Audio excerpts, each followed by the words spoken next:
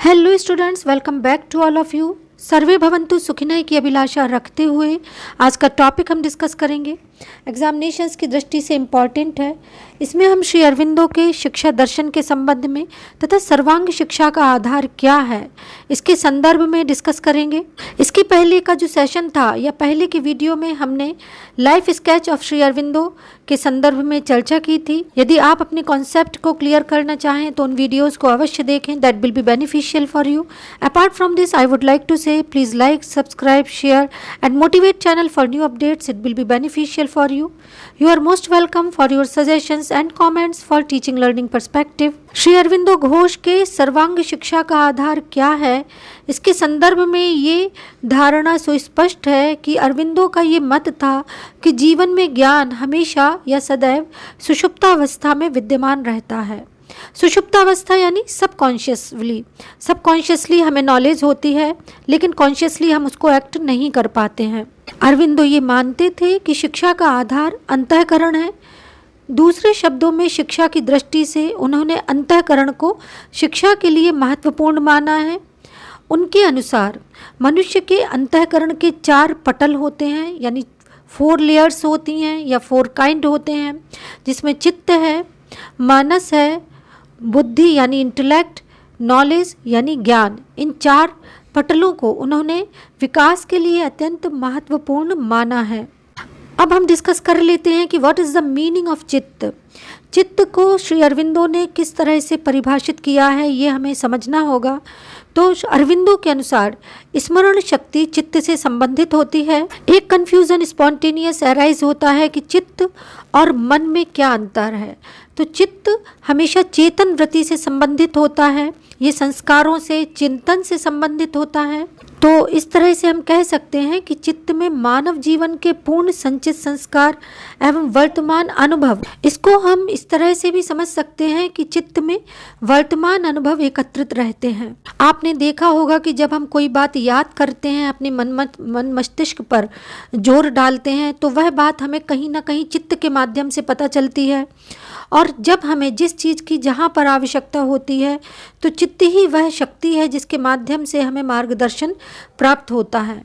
तो इस तरह से हम कह सकते हैं कि चित्त ही वह है जिसमें क्रियाशील स्मरण शक्ति समय पर आवश्यक वस्तु को खोज निकालती है। कभी यह चुनाव सही होता है और कभी यह चुनाव अनावश्यक प्रतीत होता है, लेकिन कुल मिलाकर चित्त एक महत्वपूर्ण कड़ी है जो कि हमारे लिए अत्यंत महत्वपूर्ण है। अकॉर्डिंग टू अरविंदो चित्त का प्रशिक्षण आवश्यक नहीं है, उन्होंने इसे ट्रेंड करना आवश्यक नहीं माना है। जो मस्तिष्क की या अंतःकरण की सेकंड लेयर होती है उसको उन्होंने माइंड कहा है। According to Aurobindo it is called mind. अब माइंड का क्या कार्य है, मस्तिष्क का क्या कार्य है, ये हम सभी जानते हैं कि मानस का कार्य है ज्ञानेंद्रियों से प्राप्त सूचना को ग्रहण करना, यानी अरविंदो इसे मनस बोलते हैं।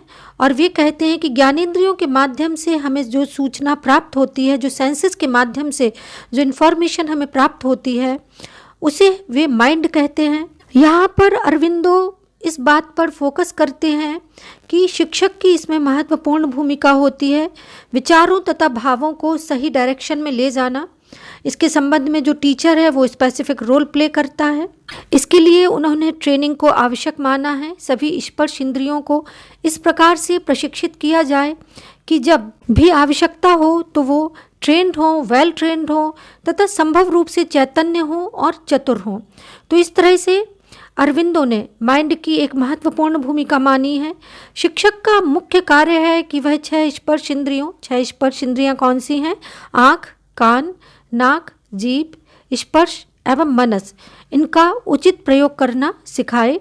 तो teacher plays a significant role in this perspective. जो नेक्स्ट लेयर है अंतःकरण की, जिसे श्री अरविंदो ने इम्पॉर्टेंट माना है, वह इंटेलेक्ट है। इंटेलेक्ट यानी बुद्धि। इंटेलेक्ट जिसे कि मस्तिष्क कहा जा सकता है और इसकी यह तीसरी सतह मानी जाती है, यानी इंटेलेक्ट का एक इम्पॉर्टेंट रोल है। इंटेलेक्ट बुद्धि को कहा जाता है और बुद्धि मस्तिष्क के संबंध में एक इम्पॉर्टेंट रोल प्ले करता है। अब हमें जानना होगा कि इसका क्या रोल है, क्या स्पेसिफिक फंक्शन है। तो इसका कार्य मस्तिष्क में एकत्रित हुई ज्ञान सामग्री को ऑर्गेनाइज करना है, उसे सही तरह से व्यवस्थित करना है। श्री अरविंदो के दर्शन में इसको रचनात्मक, आलोचनात्मक, विश्लेषणात्मक 3 वर्गों में बांटा गया है। रचनात्मक कार्यों के अंतर्गत बुद्धि का ज्ञान को एकत्रित करना, सुव्यवस्थित करना और नियोजित करना है। आलोचनात्मक कार्यों के अंतर्गत एकत्रित करना, ज्ञान का मूल्यांकन करना इत्यादि प्रमुख है। इसके अंतर्गत एनालिटिकल एस्पेक्ट प्रमुख होता है। एनालिटिकल एस्पेक्ट में कौन कौन सी चीज़ें आवश्यक हैं? विश्लेषण, संश्लेषण, संक्षिप्तीकरण, निष्कर्ष और डिसीजन मेकिंग इत्यादि प्रमुख हैं। तो ये बात भी जानने योग्य है। श्री अरविंदो के शिक्षा दर्शन में बुद्धि को एक महत्वपूर्ण स्थान दिया गया है। श्री अरविंदो ये मानते थे कि बुद्धि में आलोचनात्मक और विश्लेषणात्मक दोनों प्रकार के गुण पाए जाते हैं। वे मानते थे कि बालकों की बुद्धि को प्रशिक्षित करने और विकसित करने की आवश्यकता होती है, लेकिन इसमें अगेन ही has emphasised that teacher plays a significant role. मस्तिष्क का जो चौथा भाग है या 4th लेयर नॉलेज है, यानी ज्ञान से संबंधित होती है, जो कि कहीं ना कहीं चेतना की शक्ति है, यानी कॉन्शियस से रिलेटेड है। श्री अरविंदो का कहना था कि ज्ञान बालकों में वास्तव में तब तक विकसित नहीं हो सकता है जब तक कि शिक्षक अपनी महत्वपूर्ण भूमिका अदा ना करे, यानी teacher plays a significant role in this perspective. Shri Aurobindo का ये मत था कि बालक की इस शक्ति के विकास के लिए जो शिक्षक है वह महत्वपूर्ण भूमिका निभाता है और उसका ये कर्तव्य है कि वह बालक का समुचित मार्गदर्शन करे। सर्वप्रथम बालक के स्वभाव को शिक्षक को समझना होगा और बालक के निजी स्वभाव के अनुसार, उसकी प्रकृति के अनुसार उसके डेवलपमेंट में टीचर को सहायता देनी चाहिए। और शिक्षक को भी अपने मन मस्तिष्क में ये बात स्पष्ट रखनी चाहिए कि वो बालक को आज्ञा देने वाला नहीं होना चाहिए, वरन उसका मार्गदर्शक, उसको प्रॉपर्ली गाइड करने वाला होना चाहिए, उसकी सहायता करने वाला होना चाहिए। इसलिए वे मानते थे कि जो शिक्षक है वह छात्र को ज्ञान नहीं देता है, यानी नॉलेज प्रोवाइड नहीं करता है, वरन वह उसकी लर्निंग में सहायता करता है, यानी उसके अधिगम को और अधिक शार्प बनाता है, उसे सिखाता है। तो इस तरह से हम कह सकते हैं कि श्री अरविंदो ने जो वास्तविक शिक्षा है उसको अंतःकरण से संबंधित माना है। शिक्षा का लक्ष्य मनुष्य के अंतःकरण और आत्मा की शक्ति का निर्माण से है। वे मानते थे कि सच्ची तथा वास्तविक शिक्षा केवल वही है जो मानव की अंतर्निहित समस्त शक्तियों को इस तरह से विकसित करे कि वह उनसे पूर्ण रूप से लाभान्वित हो सके। Shri Aurobindo has emphasised that alone would be true and living education which helps to bring out to full advantage, make ready for the full purpose and scope of human life all that is in the individual man, and which at the same time helps him to enter into his right relation with life, mind and soul of the people to which he belongs, and of course with that great total life, mind and soul of humanity of which he himself in a unit and his or a nation living as a separate and yet inseparable member।